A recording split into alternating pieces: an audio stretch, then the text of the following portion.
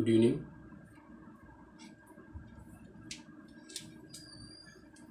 जैसा कि मैंने कल कहा था कि अगले लेक्चर में हम लोग इंट्रोडक्शन ऑफ साइंस पढ़ेंगे, तो शुरू करते हैं ज़्यादा बातचीत ना करते हुए, क्योंकि बातचीत करने वाली क्लास कल थी। जो भी प्लानिंग थी, जो भी रिक्वायरमेंट थी, सब बात हो चुकी है। तो आज बिना कुछ समय बर्बाद किए हम क्या पढ़ते हैं, introduction of science. Introduction of science. तो सबसे पहला क्वेश्चन अगर बात आएगी, इससे हमें पढ़ना है, सबसे पहला क्वेश्चन ये आएगा कि what is science. What is science, ये सबसे पहला क्वेश्चन है, आना चाहिए मन में। नहीं आ रहा है तो पढ़ने का मतलब यही है कि व्हाट इज साइंस, यानी विज्ञान क्या है। विज्ञान क्या है, ये क्वेश्चन आना चाहिए। विज्ञान क्या है, तो आप सबको पता होगा, मैक्सिमम लोग को पता होगा कि, या मैक्सिमम लोग उसको रटे होंगे कि सुव्यवस्थित,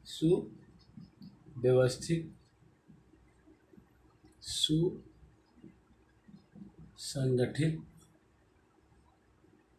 तथा क्रमबद्ध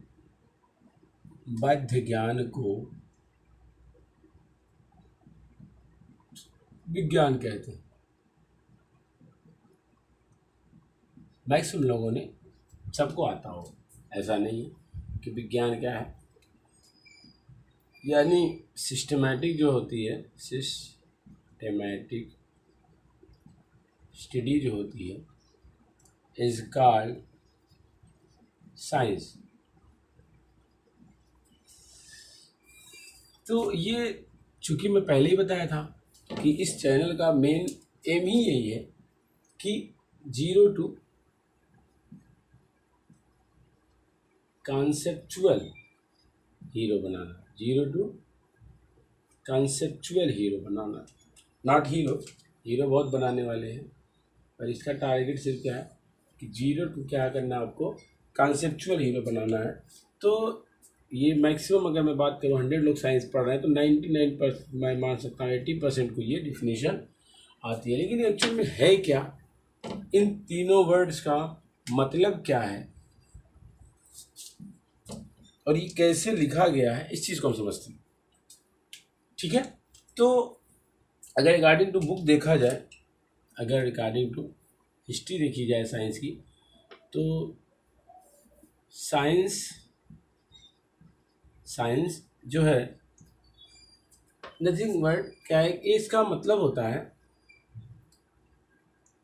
इसका संस्कृत मतलब क्या, संस्कृत में इसको क्या कहते हैं, विज्ञान के क्या कहते हैं, विज्ञान कहते हैं। और अगर अरबी की बात करें, तो इसे क्या कहते हैं, इल्म कहते हैं। यानी इन दोनों का मतलब होता है, जानना। इन दोनों का क्या मतलब होता है, जानना, यानी टू नो। क्या, टू नो। ये मैक्सिमम सबको पता है। और अगर और डिटेल में बात की जाए, ये इसके मतलब की बात थी कि इसको संस्कृत में विज्ञान कहते हैं, किसको है। अगर मैं और थोड़ा सा डिटेल बात करूं तो एक लैटिन वर्ब है, लैटिन एक लैंग्वेज है, आप सब जानते हैं। एक लैटिन वर्ब है साइंटिया। क्या, साइंटिया वर्ब है, क्रिया है, ठीक है ना। तो साइंटिया मीन्स क्या होता है, जानना। क्या होता है, जानना। तो अगर हम कंक्लूड करके इस एक अपने एक लैंग्वेज में बात करें, यानी किसी भी बारे में जानना, किसी भी बारे में जानना, टू नो एनीथिंग या एनी टाइप्स या एनी सब्जेक्ट क्या कहलाता है, यानी अगर बात करें टू नो एनीथिंग, किसी भी विषय में जानना, या बात कह सकते हैं, या इसी को कह सकते हैं to know any subject is called science. यानी किसी भी बारे में जानना, सिंपल सी बात, इन सब वर्डों से मिल गई, एक बात ये तो पता चल गई कि साइंस का ये मतलब होता है। लेकिन अगर मैं अपने अकॉर्डिंग बात करूं तो science is nothing, it is a word, it is a words जिसका मतलब होता है जानना, जिसका मतलब होता है जानना। साइंस क्या होता है? एक वर्ड है जिसका मतलब जानना होता है। फिर से बात वही उठ के आएगी कि किसी भी विषय में जानना, किसी के भी बारे में जानना क्या कहलाता है? साइंस। तो इतना सब जानने के बाद हमें एक चीज़ पता चल रही है कि कहीं ना कहीं साइंस एक सब्जेक्ट नहीं, एक सब्जेक्ट नहीं, क्योंकि अगर एक सब्जेक्ट होता तो ये वर्ड किसी नहीं लगा होता। यानी वो चीज़ हमें पता होती, वो चीज़ हमें पता होती कि हमें जानना किस बारे में है। अगर यहाँ पे ये वर्ड एनी ना लगा होता तो इसका मतलब हमें 100% श्योर होते कि किसी के बारे में जानना। फॉर एग्जाम्पल अगर हम बात करें प्रकृति के बारे में जानना तो हम इसको साइंस कहते हैं। बात समझ आ रही? तो इस वजह से मैं ये जस्टिफाई कर रहा हूँ, मैं ये निकाल रहा हूँ रिजल्ट कि साइंस कोई सब्जेक्ट नहीं। सब्जेक्ट होता क्या है? एक क्वेश्चन यहाँ से आता है कि सब्जेक्ट होता क्या है। तो अगर हम बात करें सब्जेक्ट की तो सब्जेक्ट का मतलब क्या होता है? विषय। सब्जेक्ट का मतलब क्या होता है? विषय। यानी आप किस बारे में बात कर रहे हैं, किस विषय में बात कर रहे हैं। बारे का बात करने का मतलब किस विषय में बात कर रहे हैं, ये आप बताएं हमें। यानी हमें लगता है कि हम मैथ पढ़ रहे हैं तो हमारा ये सब्जेक्ट है, मैथ साइंस ये सब क्या हमारे सब्जेक्ट है। कोई और कुछ नहीं कर रहा है इसका मतलब उसका एरिया नहीं, उसका सब्जेक्ट। ऐसा नहीं। एक पर्सन जिस भी फील्ड में वर्क कर रहा है, यानी कोई प्रोजेक्ट बना रहा है, यानी कोई स्किल सीख रहा है, फॉर एग्जाम्पल बाइसिकल रिपेयर करना, ऑटोमोबाइल्स में, कारपेंट्री शॉप में, पार्ट्स एटसेट्रा, कुछ भी वो सीख रहा है तो एज अ एरिया वो क्या हो जाएगा? उसका एक सब्जेक्ट हो जाएगा। क्योंकि अगर वो कोई चीज़ सीख रहा है तो उसके हर एक चीज़ के बारे में जानने की कोशिश करेगा। यानी फाइनली वो जानेगा ही, फाइनली वो जानेगा ही। जो हमारा टॉपिक है साइंस, यानी जानने की जो बात हो रही है, वो फाइनली कुछ भी हो के वो क्या करेगा? जाने।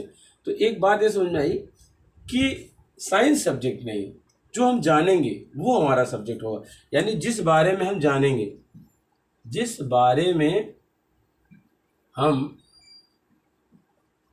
जानेंगे वही क्या हो जाएगा? हमारा सब्जेक्ट हो जाएगा, वही हमारा विषय हो जाएगा। तो सवाल उठता है किस बारे में जानना चाहेंगे? बहुत सी चीज़ें जानने के बारे में। फॉर एग्जांपल अगर मैं फिजिक्स की बात करूं, फिजिक्स आप सब जानते हैं, भौतिक विज्ञान, भौतिक विज्ञान, या इसको अगर इनडायरेक्टली बात करें भौतिक विज्ञान। यानी इसमें होता क्या है? इसमें प्राकृतिक में होने वाली घटना है, प्राकृतिक में, यानी नेचर की बात करें। अगर हम नेचर की बात करें, नेचर के बारे में जानने की कोशिश करें तो क्या हो जाता है? वो सब्जेक्ट बन जाता है, एज एक सब्जेक्ट बन जाता है। ये क्या बन जाता है? एक सब्जेक्ट बन जाता है, क्या? फिजिक्स। और अगर हम रसायन विज्ञान की बात करें, अगर हम रसायन विज्ञान की बात करें तो रसायन विज्ञान क्या है? ये इसका मतलब अगर हम प्राचीन में जाएं तो एक मिस्र क्या होती थी, एक कंट्री थी जिसका, जो कि आज है मिस्र, इजिप्ट बोलते हैं जिसे। उसका प्राचीन नाम जो था, क्या नाम था? प्राचीन जो नाम था वो क्या था? कीमिया था। और वहाँ का एक आर्ट थी, वहाँ का एक आर्ट था जिसे बोलते थे कीमियागिरी। जिसे क्या बोलते थे? कीमियागिरी, कीमियागिरी। और इसी का मतलब होता था रसायन विज्ञान। एक आर्ट था, इसमें बात करें तो एक ब्लैक स्टोन से रिलेटेड था, काला पत्थर से रिलेटेड कोई उनका एक आर्ट था तो जब वो काम जो प्रोसेस करते थे उस बारे में जब वो जानने की कोशिश करते थे, कुछ बनाते थे, कुछ रिजल्ट या कंक्लूजन निकालते थे, तो उस जानने को हम क्या कहते हैं, रसायन विज्ञान कहते थे। लेकिन अगर हम जो जनरली जानते हैं एज ए स्टूडेंट जो पढ़ने की कोशिश करते हैं, इसमें क्या पढ़ते हैं, ऑर्गेनिक पढ़ते हैं और इनऑर्गेनिक पढ़ते हैं, इनऑर्गेनिक पढ़ते हैं। और अगर बात करें तो फिजिकल पढ़ते हैं और प्रैक्टिकल पढ़ते हैं, कुछ प्रैक्टिकल। यानी ऑर्गेनिक का मतलब क्या हो, जो कार्बन कंपाउंड हो, जो कार्बन कंपाउंड, और एक्सेप्ट कार्बन कंपाउंड किस में आएंगे, इनऑर्गेनिक में। एंड फिजिकल की बात करें तो थ्योरीज एंड लॉज, यानी इस आर्ट में जो थ्योरीज एंड लॉज डेवलप हुई वो फिजिकल में हम पढ़ते हैं। एंड ये प्रैक्टिकल, जो ये सारी चीज़ पढ़ने के बाद अगर हम उसका एक्सपेरिमेंट करते हैं तो वो किस में आ जाता है, प्रैक्टिकल में आ जाता है।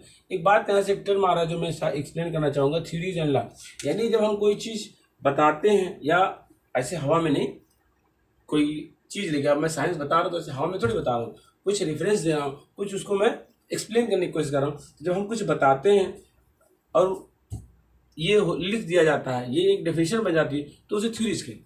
पर अगर मैं वो चीज़ प्रूफ कर ले गया, मैं उसको प्रूफ कर लिया, तो इसका मतलब वो क्या हो जाएगा, लॉज हो जाएगा।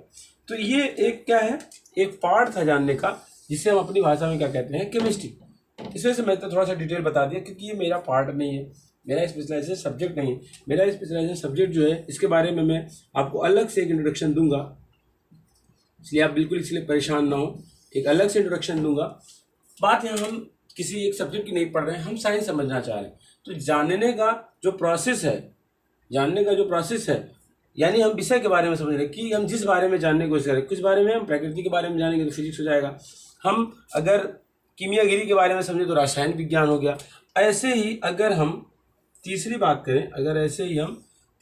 करें बायोलॉजी की, बायोलॉजी, आप सब जानते हैं बायो मीन्स क्या होते हैं, बायो मीन्स होता है living beings, and logy means क्या होता है, स्टडी, अध्ययन करना।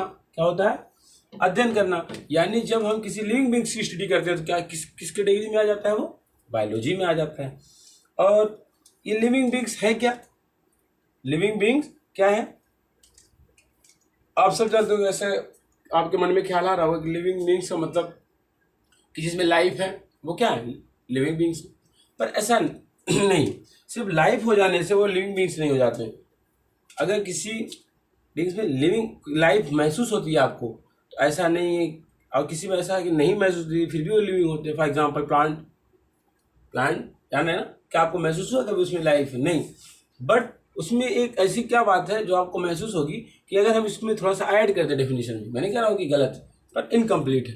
यानी लिविंग बीइंग्स वो हैं जो जिनमें लाइफ तो होती है, लाइफ, बट या और उसमें क्या कर सकते हैं, लेकिन और भी अगर जोड़े एंड करें बट की जगह, कि थोड़ा सा समय के साथ क्या वो ग्रो भी करें। यानी लिविंग बीइंग्स वो कहलाते हैं जो समय के साथ क्या हो, ग्रो करें, और उनमें क्या हो, लाइफ हो, जीवन हो। यानी जिसमें जीवन हो और समय के साथ वृद्धि करें, उन्नति करें, वो क्या कहलाते हैं, लिविंग बीइंग्स कहलाते हैं। इसी वजह से प्लांट देखो, छोटा सा प्लांट लगाते हैं 10-12 साल बाद बड़ा हो जाता है, यानी वो टाइम के साथ क्या कर रहा है, ग्रो कर रहा है, और हमें उसमें लाइफ महसूस नहीं हो रहा, फिर भी इसलिए कहते हैं कि वो लिविंग बीइंग्स। हम भी क्या है, लिविंग बीइंग्स हैं, हमें महसूस भी होता है, हम ग्रो भी करते हैं, मूव भी करते हैं, लगता है कि हमें लाइफ है, बट प्लांट में ऐसा नहीं लगता, लेकिन फिर भी वो लिविंग बीइंग्स है। क्यों, क्योंकि वो टाइम के साथ क्या करते हैं, ग्रो करते हैं। तो अगर बात करें लिविंग बीइंग्स की कंप्लीट डेफिनेशन की, तो क्या हुआ कि जिनमें लाइफ हो और टाइम के साथ क्या करें, ग्रो करें, वही क्या कहलाता है, लिविंग बीइंग। और जब इन सब चीज़ों की स्टडी करते हैं तो किस चीज़ में आता है, बायोलॉजी में। यानी यहाँ से दो पार्ट डिवाइड हो गए इसी लिविंग से, एक हो गया प्लांट, एक हो गया एनिमल। यानी प्लांट में क्या कहते हैं, प्लांट वाले को जूलॉजी कहते हैं, जूलॉजी, क्योंकि मेरा टॉपिक है नहीं तो ज़्यादा मैं नहीं जाता। इसको क्या कहते हैं, बॉटनी, सॉरी इसको बॉटनी कहते हैं,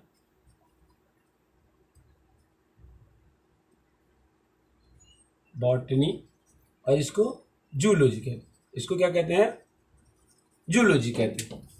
तो प्लांट के बारे में जब स्टडी करेंगे, यानी पेड़ पौधा के बारे में, तो उसको हम किस सब्जेक्ट का नाम देंगे, बॉटनी यानी वनस्पति विज्ञान, इसे क्या बोलते हैं हिंदी में, क्योंकि स्पेस की कमी है थोड़ी सी, वनस्पति विज्ञान। और इसकी अब बात करेंगे क्या होगा, जंतु विज्ञान, क्योंकि मेरा टारगेट क्या है, सिर्फ समझाना है, चीज़ों को आपको समझाना है ज़्यादा से ज़्यादा।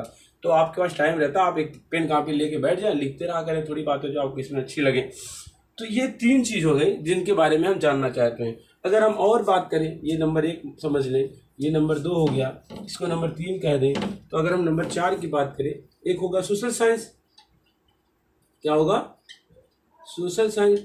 सोशल साइंस का मतलब क्या है, सामाजिक विज्ञान। क्या होगा, सामाजिक विज्ञान, यानी ये भी तो एक विज्ञान है, इसके बारे में भी तो जानेंगे। यानी जब हम समाज के बारे में जानते हैं, जब हम समाज के बारे में जानना कोशिश करते हैं, समाज के बारे में जानना चाहते हैं, समाज के बारे में जानना चाहते हैं, तो वो क्या कहलाता है, सोशल साइंस कहलाता है। आप इसमें भी जानते हो बहुत टाइप के हैं, हिस्ट्री है, यानी अगर हम पीछे जाएं अपने, कि हमारे समाज के साथ पीछे क्या था, उनका रहन सहन क्या था, उनका व्यवसाय क्या था, तो ये सब क्या किस में आएगा, हिस्ट्री में आएगा। और ऐसे ही हमारे देश की इकोनॉमी, जीडीपी बढ़ रही है, घट रही है, या पहले क्या थी, अब क्या है, तो वो सब किस में आएगा, इकोनॉमी में आएगा, इकोनॉमी में आएगा। अर्थशास्त्र में इसको क्या बोलते हैं, अर्थशास्त्र, और इसको बोलते हैं इतिहास। तो ऐसे बहुत सारे सब्जेक्ट हैं, आप जानते हैं जीएस, ठीक है, जनरल स्टडीज, बहुत सारे सब्जेक्ट होते हैं उसमें। तो यानी इसमें भी क्या कर रहे हैं, हम कर क्या रहे हैं, हम कर ये रहे हैं अच्छा कि साइंस जिसका मतलब जानना होता है, वो जानना कैसे, जानना ऐसे कि अगर हम प्रकृति के बारे में, अपने नेचर के बारे में स्टडी कर रहे हैं तो फिजिक्स हो जाएगा। अगर हम कीमियागिरी के बारे में स्टडी करें तो रसायन विज्ञान हो जाए। और इसमें जो हम पढ़ते हैं आगे चल के फर्दर मॉडर्न में, organic, inorganic, physical and practical, whatsoever. ऐसे ही सेम बायोलॉजी में अगर हम लिविंग बींग्स की स्टडी करें तो बायोलॉजी हो जाता है। ऐसे अगर हम सोशल यानी समाज की स्टडी करें, उसमें history, civics, economics, geography, constitution, इस सब के बारे में जब स्टडी करें क्या होगा, सामाजिक विज्ञान कहलाएगा। यानी इस अर्थ पे जो भी कुछ हम जानने की कोशिश करें, इस यूनिवर्स में, इस नेचर में जो कुछ हम जानने की कोशिश करें, सब क्या है। तो ऐसा नहीं कह सकते कि सब क्या है, मतलब जिस बारे में स्टडी करेंगे वो एज एक हमारे लिए क्या नया तैयार खड़ा बैठा होगा, सब्जेक्ट, वो हमारा विषय होगा। यानी अगर हम इसके बारे में जानेंगे तो ये हमारा सब्जेक्ट हुआ, इसके बारे में जानेंगे तो ये हमारा सब्जेक्ट हुआ। यानी साइंस हम कह सकते हैं कि साइंस हमारा कोई सब्जेक्ट नहीं है, साइंस इज ओनर। और उसकी बहुत सारी शाखाएं हैं, बहुत सारी, मतलब कैन नॉट काउंट। यानी जिस चीज़ के बारे में हम जानकारी करेंगे वो क्या कहलाएगा, साइंस का एक शाखा कहलाएगी, एक ब्रांच कहलाएगी। सिर्फ तो बोलते हैं फिजिक्स, जब डेफिनेशन लिखते हैं भौतिक विज्ञान, विज्ञान की वह शाखा है, यानी विज्ञान की ही शाखा है, ब्रांचेज जैसे निकले हैं सब, विज्ञान की ही शाखा क्या है, ब्रांचेज हैं। तो इसका मतलब अगर हम इनडायरेक्टली बोले, मैं नहीं कह रहा हूँ कि बोलना एकदम कंपलसरी है, बट अगर इसको इनडायरेक्टली ऐसे समझें, क्योंकि समझना हमें, science is a nothing but it is a word which means to know. यानी किसी भी चीज के बारे में जानना ही क्या कहलाता है, साइंस कहलाता है। अब जिस बारे में आप जानेंगे वो एज ए क्या होगा, हमारे लिए एक सब्जेक्ट का काम करेगा। बस थोड़ी सी बात खत्म करते हैं। बात तो पहले ही मैंने कंप्लीट कर दी थी, बात यही थी बस, लेकिन यहाँ पहुँचने से बाद ये बात समझ में आएगी। तो सब बात समझ में आ गई, हमें हर चीज़ समझ में आ गई, बट एक बात समझ में नहीं आई, ये जानना कैसे। जानेंगे तो हर चीज़ के बारे में, चाहे फिजिक्स जानने की कोशिश करें, चाहे केमिस्ट्री, चाहे बायोलॉजी, चाहे सोशल साइंस, सब चीज़ के बारे में जानने की कोशिश करेंगे, ये जानना कैसे। इसलिए मैंने सबसे पहले यही हम लर्न करते हैं, यही रटे होते हैं, यही हम किताबों में पढ़े होते हैं। सुव्यवस्थित, सुसंगठित तथा क्रमबद्ध ज्ञान को ही क्या कहते हैं, विज्ञान कहते हैं। इसका क्या मतलब है, अगर मैं थोड़ा सा अपने हिसाब से इसको कंक्लूड चेंज कर दूं, यहाँ क्रमबद्ध तरीके से जानना क्या कहलाएगा, विज्ञान कहलाएगा। क्या कहलाएगा, तरीके से जानना ही क्या कहलाएगा, विज्ञान कहलाएगा। यानी मैं यहाँ पे थोड़ी सी बात इस ज्ञान का वर्ड को क्या कर दिया हूँ, चेंज कर दिया, ठीक है। अब ये रह गया सवाल, यहाँ 3 चीज उठा कि सुव्यवस्थित, सुसंगठित तथा क्रमबद्ध है क्या। ऐसे मैं आपको समझाऊं कि अगर कोई एक एरिया लें, फॉर एग्जाम्पल इसमें से कोई भी एक उठा सकते हैं, मान लो फिजिक्स उठा रहे हैं। अब हमें फिजिक्स पढ़नी है, अब अगर हमें फिजिक्स की बेसिक नहीं आएगी, अगर छोड़ो ये भी छोड़ो, एक मैथ है, मैथ गणित, उसके बारे में अगर बात करें, अब हमें एडिशन, हमें डिवाइड करना है, हमें डिवाइड करना है, इसको डिवाइड करो। तो ये डिवाइड क्या हमें आसानी समझ में आ जाएगा? हाँ, आसानी से समझ में आ सकता है अगर हमने अपनी बेसिक मजबूत करते हुए चले हों। मान लो पहले हमें क्या चाहिए, डिजिट पता होनी चाहिए, यानी कितने टाइप के अंक होते हैं। अंक के बाद हम टेबल लर्न करें, टेबल के बाद हम एडिशन सीखें, फिर मल्टीप्लिकेशन, सब्ट्रैक्शन एंड फिर आफ्टर दैट मल्टीप्लिकेशन, फिर हम डिवाइड, नॉर्मल डिवाइड सीखें, फिर डेसिमल पढ़ें। तब चीज़ें क्या हो सकती है, हमें ये हो सकता है थोड़ा बहुत हम इसमें कर सकते। यानी अगर हम कोई एलकेजी का बच्चा है, डायरेक्ट में उसको डिवाइड दे दो, कर पाएगा? या उसको इस क्लास में बताऊंगा वो इसको पढ़ो समझो साइंस क्या, समझ पाएगा?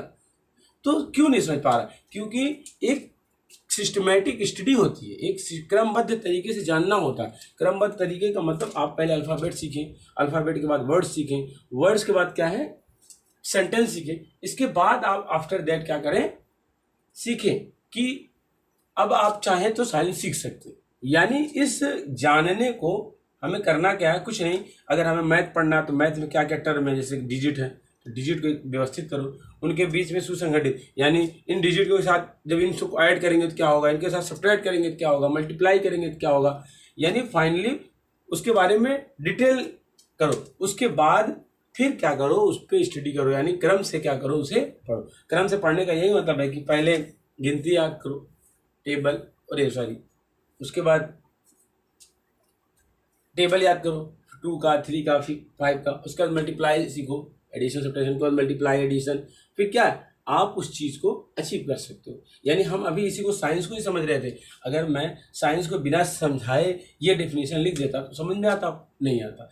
लिखा जाता है, लोग समझे रहते हैं, लेकिन इसका एक्चुअल मतलब यही है कि अगर साइंस का एक वर्ड में बोलना होगा तो क्या होगा, विज्ञान वह है जिसको सुव्यवस्थित, सुसंगठित तथा क्रमबद्ध तरीके से जानना ही क्या कहलाता है, विज्ञान कहलाता है। अब रह गए बात क्रमबद्ध क्या है, क्रमबद्ध मतलब एक सिस्टमेटिक ऑर्डर।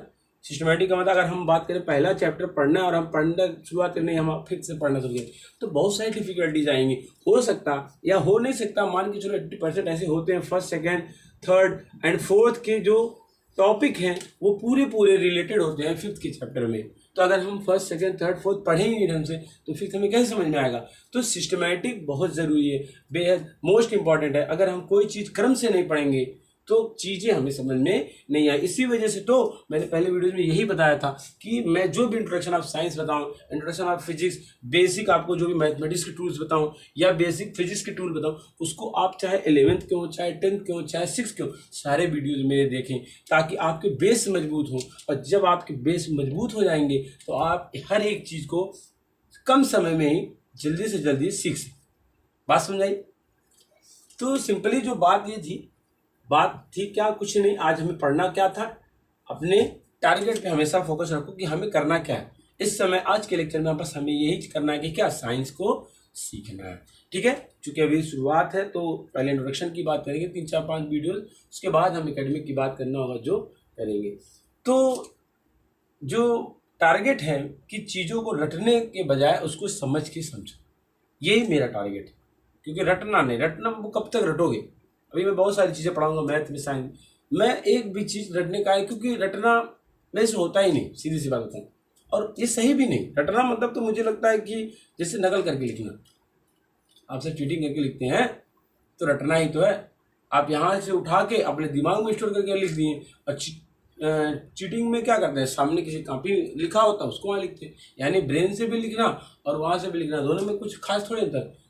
आप अगर समझ के लिख रहे हैं तो आप 100% श्योर होंगे, या अगर नहीं श्योर, मैं बता रहा हूँ श्योर होंगे। कभी ट्राई करिएगा कि जो 6 लाइन की डेफिनेशन आप समझ के जाइए और आपको एग्जाम में लिखने को है तो ऐसा पॉसिबिलिटीज 100% है कि आप 8 लाइन भी लिख सकते हैं, और ऐसी पॉसिबिलिटीज है कि आप 4 लाइन भी लिख सकते हैं। ये आपको जस्टिफाई करेगा कि आप ये, अगर आप चीज़ों को समझ के पढ़ें तो ये रीज़न, और आप रट के गए तो एज इट इज वही जाके आप छाप के आएंगे, अगर याद है तो, और नहीं याद है तो छोड़ के चले आएंगे। तो ये अच्छी आदतें नहीं है।